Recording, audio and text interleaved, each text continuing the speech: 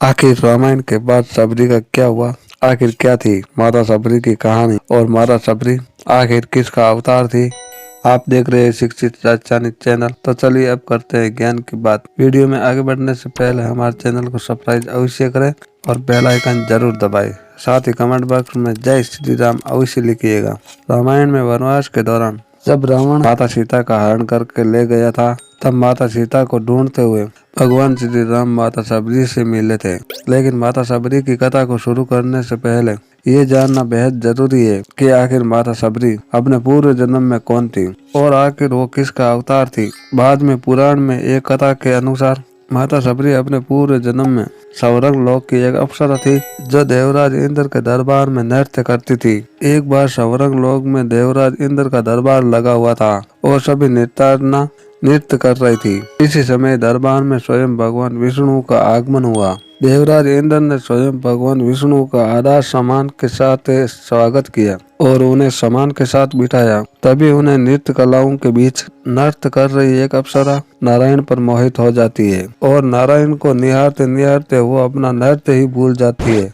इस पर देवराज इंद्र ने नाराज होकर उसे अप्सरा को मर्त्यलोक में जाने का श्राप दे दिया। लेकिन उस अप्सरा ने देवराज इंद्र से विनती की।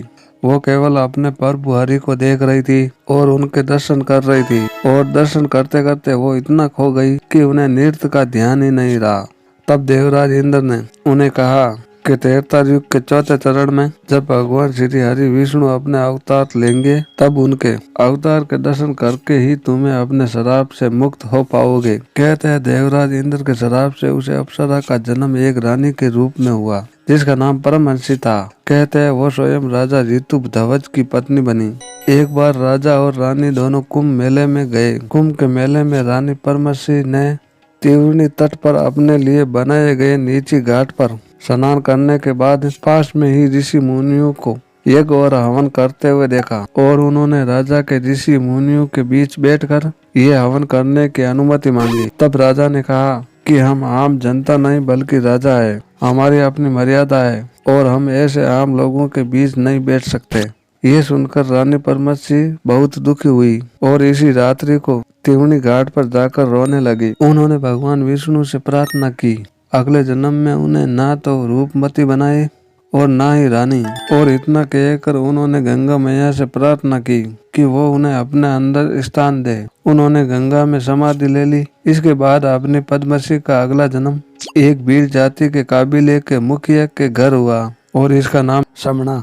इसकी माता का नाम हिंदुमती और पिता का नाम अज था और इसकी जाति संपत थी। सबरी बचपन से ही बुद्धिमान और तेजस्वी थी। उन्हें पक्षियों की भाषा समझ में आई थी और उनके प्रति उनके मन में दया भाव हमेशा रहता था। तब सबरी धीरे धीरे बड़ी होने लगी। तब इसके पिता और उसकी पत्नी हिंदुमती ने इसके विवाह की तैयारी की और विवाह के लिए बहुत सारे पशु पक्षियों को इकट्ठा कर लिया। जब सबरी ने अपनी माता से पूछा कि इतने सारे पशु पक्षियों को क्यों इकट्ठा किया जा रहा है, तब उसकी माता ने बताया कि तुम्हारे विवाह के द्वारा इन पशु पक्षियों से ही भोजन बनाया जाएगा और दावत होगी। ये सुनकर सबरी को बहुत दुख हुआ। उन्होंने सोचा कि केवल मेरे विवाह के लिए कि जब इतने सारे पशु पक्षियों को मारा जाएगा तो मैं विवाह नहीं करूंगी। और विवाह के एक दिन पहले ही सबरी ने अपने बाड़े के किवाड़ को खोल दिया और सभी पशु पक्षियों को मुक्त कर दिया और डर की वजह से अपने घर से भाग गई।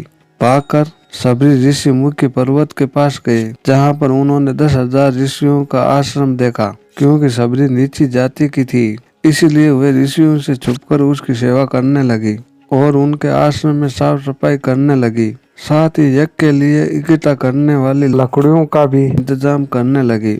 लेकिन आश्रम के ऋषि इस बात से हैरान थे कि आखिर उसके सारे काम कौन निपटा देता है।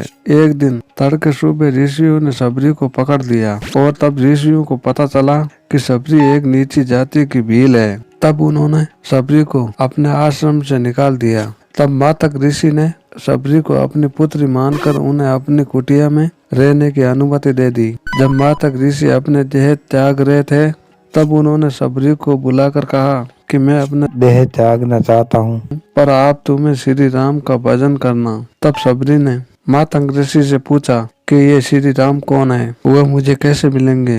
तब मातक ऋषि ने कहा कि श्री राम खुद तुम्हारी कुटिया पर आएंगे और तुम्हारा उद्धार करेंगे। इसके बाद सबरी ने रोजाना भगवान श्री राम का इंतजार करती रहती थी। रास्ते में उनके लिए फूल बिछा कर रखती थी और श्री राम के लिए बेर तोड़कर लाया करती थी। जब एक दिन सबरी श्री राम के लिए चक चक कर मीठे बेर को इकट्ठा कर रही थी, तभी श्री राम उनकी कुटिया में आए और सबरी ने एक बार देखते ही श्री राम को पहचान लिया और उनका आदर सत्कार करके प्रेम से उन्हें चाक चक कर मीठे बेर खिलाए। सबरी की इसे निर्मल भक्ति से प्रसन्न होकर भगवान श्री राम ने उन्हें अपने दर्शन दिए, मोक्ष देकर उन्हें शराब से मुक्त कर दिया। तो यही थी माता सबरी की कहानी, उनके अवतार की कहानी कि किस तरह देव अपने इंद्र के सौरंग की एक अप्सरा जो खुद देवराज इंद्र के श्राप से सबरी में तब्दील हो गई और किस तरह से स्वयं भगवान विष्णु के अवतार यानी स्वयं भगवान श्री राम के हाथों उसका उत्थान हुआ। आपके इस बारे में क्या विचार है हमें कमेंट बॉक्स में अवश्य बताइए। वीडियो अगर आपको अच्छी लगी है तो लाइक करें, हमारे चैनल को सब्सक्राइब करें और ज्यादा से ज्यादा शेयर भी करें। मिलेंगे अगली बार एक नई खास वीडियो के साथ, तब तक के लिए देखते रहिए शिक्षित राजस्थानी चैनल। नमस्कार।